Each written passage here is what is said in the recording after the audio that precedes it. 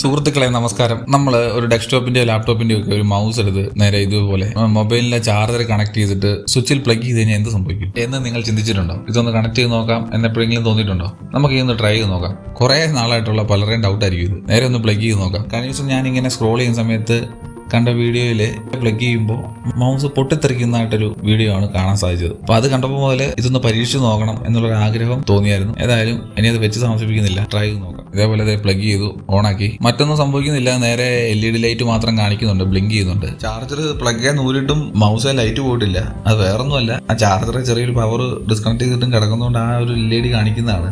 ഇത്ര ആമ്പിൻ്റെ ഒന്നും ആവശ്യമില്ല മൗസ് ആയിരിക്കും വർക്ക് ചെയ്യാൻ വേണ്ടി.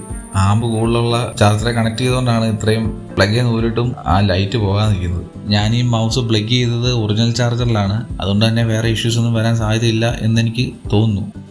ഏതായാലും നമുക്ക് ലാപ്ടോപ്പിൽ ഒന്ന് കണക്ട് ചെയ്ത് നോക്കാം, എന്തെങ്കിലും സംഭവിച്ചോ എന്നൊന്നും നമുക്കറിയാം. നേരെ ലാപ്ടോപ്പ് എടുക്കുന്നു, ലാപ്ടോപ്പിൽ നമ്മൾ മൗസ് പ്ലഗ് ചെയ്യുന്നു,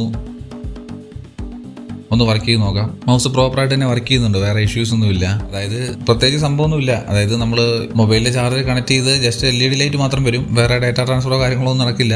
വേറെ പ്രത്യേകിച്ച് കംപ്ലൈന്റ് ഒന്നും മൗസിന് വരാനുമില്ല, കാരണം 5 വോൾട്ട് ആണ് രണ്ടും വരുന്നത്. അതുകൊണ്ട് വേറെ ഇഷ്യൂസ് ഒന്നും വരാൻ സാധ്യതയില്ല.